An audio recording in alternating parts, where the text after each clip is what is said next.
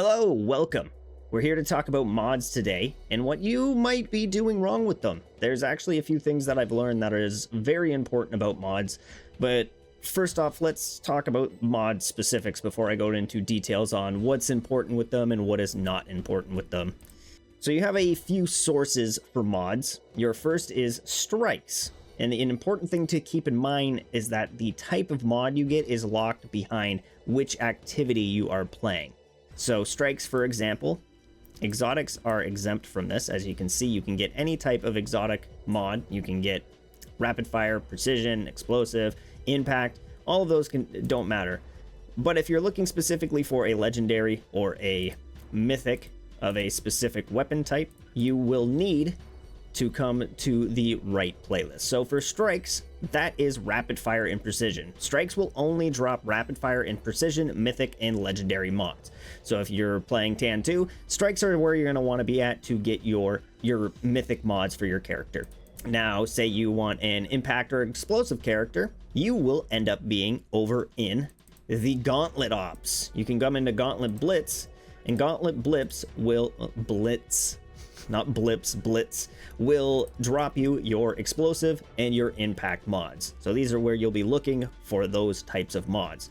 There are a few other areas that you can pick up mods. So field operations, front lines are another way you can get your mods. For those who don't know, when you do your daily quests, let me pull those up here. When you complete your daily quests, after you complete 5, 10, and 15 of them, you will receive some keys, and then you can use these keys at the end of frontline activities on different planets, and they will reward you mods. These are different from the strikes and the gauntlet ops, where mythic mods and legendary mods will drop you basically any type. So if you want any kind of mod, this is a good place to go. Make sure you're spending your keys. It's important to spend your keys, or you're gonna just kind of lose out on this chance, and especially the 12% chance for an exotic, the exotic mod. Another thing to keep in mind is that these exotic and mythic mods will not appear until you increase your reward level. So I would advise trying to get this as high as possible before you start spending your pinnacle coins if you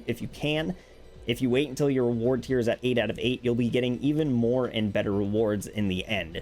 So try not to spend all of your pinnacle points until you max this out. This is tied to your acclaim level and your team level. So basically just play through the story, unlock more team experience, and get this as high as you possibly can to unlock and claim, and then increase your acclaim level to get this from level 7 to level 8.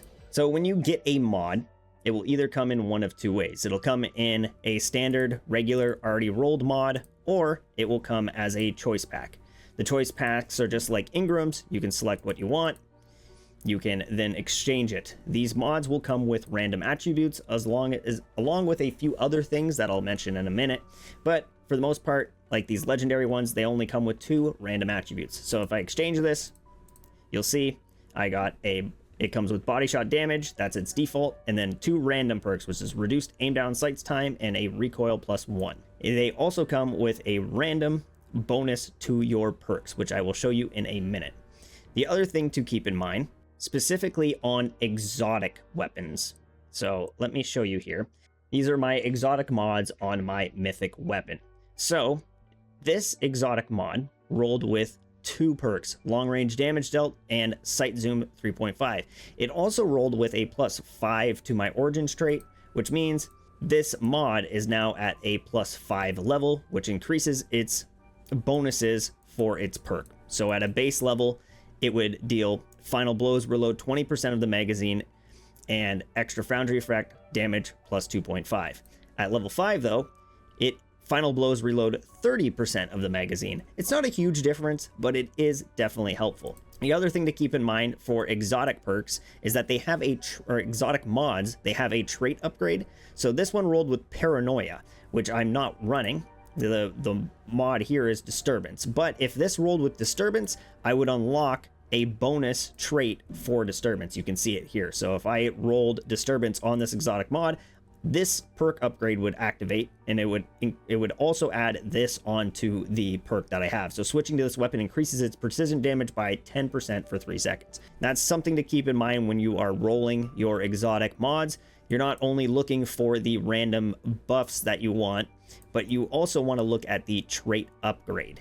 Now, I would say this is probably the most important part that I have learned while playing with my mods, and that is that mythic mods are honestly not worth it. I found that by the time, like maybe for your first character, just to get yourself to a high enough level where you can start getting exotic mods more frequently, but the second that you start noticing that you're having exotic mods, I find it's much more worth your effort and time to just focus on exotic mods for your weapon, skip the mythic mods, because when you upgrade these mythic mods, it takes this material here, topological astatine, which is very resource heavy, especially if you're trying to max these out. You'll be spending a lot on them. Let me see if I can find a lower level mythic mod on one of these weapons. Probably not.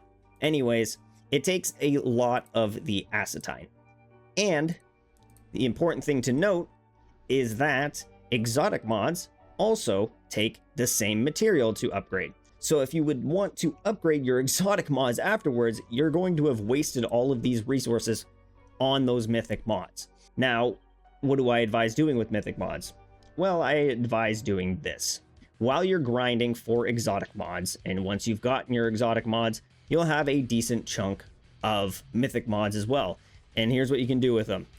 You hit that dismantle button, you hit auto add, and I just hit mythic and lower, hit confirm, and all of these mythic mods you scrap will give you the resources to upgrade your exotic mods. You'll actually get these topological astatine from scrapping mythic mods, and the only other way to get these are from events or from playing Morgan's Prey. And I'm gonna be honest, like spending your pinnacle energy grinding for bonus mod components and bonus topological astatine is definitely a waste of your pinnacle energy. You should be spending your pinnacle energy on more important things like a fruit, for example. You need so much fruit to upgrade your characters, or materials to increase the power of your weapons.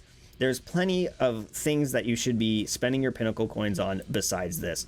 So I would advise just grinding out for getting yourself some exotics for your weapon, and then scrapping these mods to help just start buffing the power of those exotic mods. And that pretty much covers everything when it comes to Destiny Rising weapon mods. Hopefully this video helped you kind of understand and maybe helped you save some resources with the tips I gave. If any of this helped, feel free to drop a like, a comment, check the description. We just made a Discord. If you want to join, there's a bunch of us in there. We're having a good time. It's a small party, but it's a party. Thanks again. I'll see you in the next video.